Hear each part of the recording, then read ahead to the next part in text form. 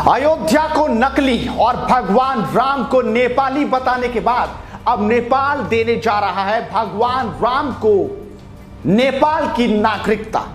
सुनकर हैरानी हुई होगी, लेकिन हैरान क्यों होना, क्योंकि जो भी देश चीन के असर में आता है उसका यही हाल होता है। बस यही हाल नेपाल का भी हो रहा है।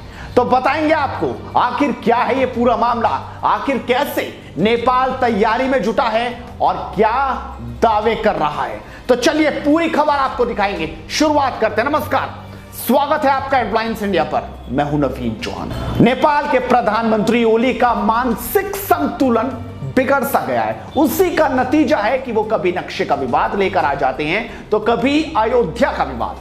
आपको याद होगा अभी 2 ही दिन पहले नेपाल के पीएम ने विवादित बयान दिया था जिसमें यह कहा गया था कि भगवान राम नेपाली हैं और भारत में स्थित अयोध्या नकली है। यहां तक कि अयोध्या का नया पता ठिकाना भी बता दिया। उसके बाद उनकी जमकर किरकिरी हुई। ना सिर्फ भारत बल्कि खुद उनके ही देश में जनता भी उनके खिलाफ सड़कों पर उतर आई। इससे बड़ी बेइज्जती और क्या होता है। लेकिन लगता है कि चीन का असर दिन ब दिन ओली के सर चढ़कर बोल रहा है। तभी तो इस बेतुके बयान के बाद नेपाल का पुरातत्व विभाग अपने प्रधानमंत्री के बोले हुए शब्दों को सच साबित करने में लग गया है।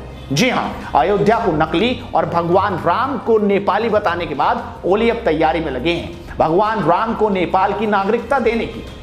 दरअसल नेपाल के पुरातत्व विभाग ने कहा कि वो जल्द भगवान राम के नेपाल के जन्म स्थान को लेकर पुरातत्व अध्ययन शुरू करेगा।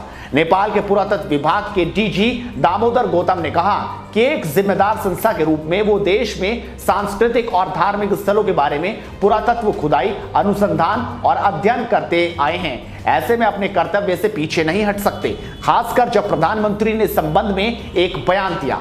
उन्होंने कहा कि उनका विभाग इतिहासकारों, सांस्कृतिक विशेषज्ञों, धार्मिक नेताओं, प्रोफेसरों और शोधकर्ताओं के साथ एक ज्ञान साक्षात्कार कार्यक्रम का आयोजन करेगा और उसके बाद उल्खनन करेगा कि कौन से स्थान को अंतिम रूप दिया जाएगा।